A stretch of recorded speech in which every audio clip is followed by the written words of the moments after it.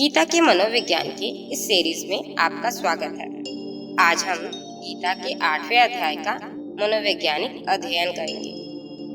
गीता के 8वें अध्याय में भगवान अर्जुन की जिज्ञासाओं को शांत करने की कोशिश करते हैं और उसे ब्रह्म, अध्यात्म, कर्म, अधिभूत और अधिदेव के बारे में बताते हैं। सबसे पहले वह ब्रह्म के बारे में बताते हैं कि ब्रह्म तो पूरा ब्रह्मांड है और ये ब्रह्मांड एक विस्फोट से उत्पन्न हुआ है। वो विस्फोट परम अक्षर है। परम अक्षर ओम को कहा जाता है। अध्यात्म मनुष्य की अपनी चेतना, बुद्धि और विवेक है।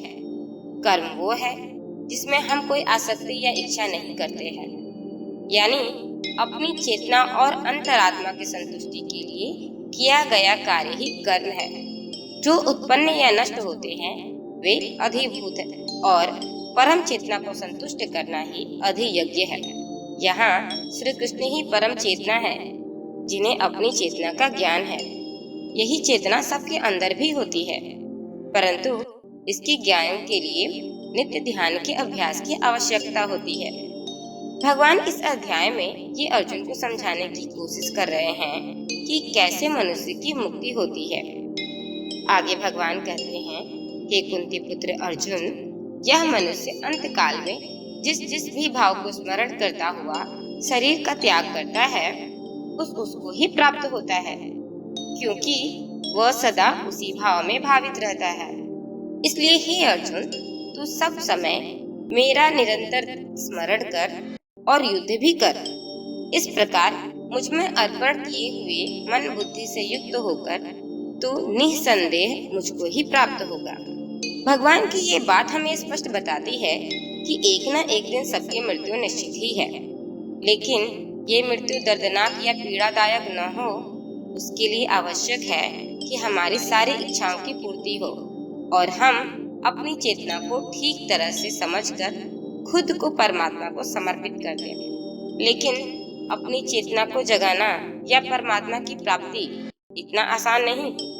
अगर हम ये सोचें कि जीवन भर हम गलत कर्म करके अंतकाल में ईश्वर का ध्यान करके खुद को मुक्त कर सकते हैं, तो ऐसा नहीं हो सकता, क्योंकि जिस भाव में हम अपना जीवन व्यतीत करते हैं उसी भाव में हम अंतकाल में भी रहते हैं। परमात्मा का ध्यान हमें अपने जीवन के हर क्षण में करना होगा। यहाँ परमात्मा के स्मरण से अर्थ केवल उनके नाम से नहीं है। परमात्मा की प्राप्ति के लिए नित्य अभ्यास की आवश्यकता होती है, तभी हमारी चेतना जागृत होती है और हम परमात्मा के कार्य को समझ पाते हैं। परिणाम स्वरूप हमारा जीवन तथा मृत्यु दोनों सार्थक हो जाते हैं। हम अपने जीवन के सारे उद्देश्यों की पूर्ति करके परमानंद में अपना जीवन त्याग कर परम गति को प्राप्त होते हैं। मनुष्य आखिर दुखी और असफल क्यों होता है?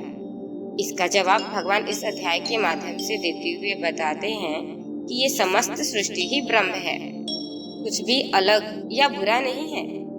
समस्त जीव एक दूसरे के पूरक होते हैं। तो हम यदि सिर्फ अपना ही अच्छा चाहेंगे तो भला ये कैसे संभव हो सकता है? और यदि ऐसा नहीं होता तो हम असफल या दुखी हो जाते हैं। असफलता का एक और कारण भी है, क्योंकि हम अपने धर्म को नहीं पहचान पाते हैं। यहाँ धर्म का अर्थ किसी पूजा या पाठ से नहीं होता, बल्कि धर्म का अर्थ हमारे भीतर के अपने भाव से है। हम यदि किसी और के भाव के अनुसार कर्म करने का प्रयत्न भी करें तो वह कर्म हम नहीं कर सकते, क्योंकि वो हमारे गुणधर्म नहीं होते हैं। परिणाम स्वरूप हम असफल हो जाते हैं। अंततः भगवान कहते हैं कि सफलता ही हमारे मोक्ष का साधन बन सकता है, क्योंकि तभी हम अपनी सभी इच्छाओं की पूर्ति करके परमात्मा में ध्यान मग्न हो सकते हैं।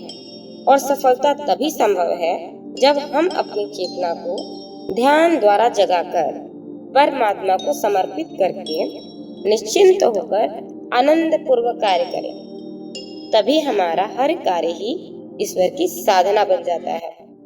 गीता के 8वें अध्याय में इतना ही। तब तक के लिए धन्यवाद।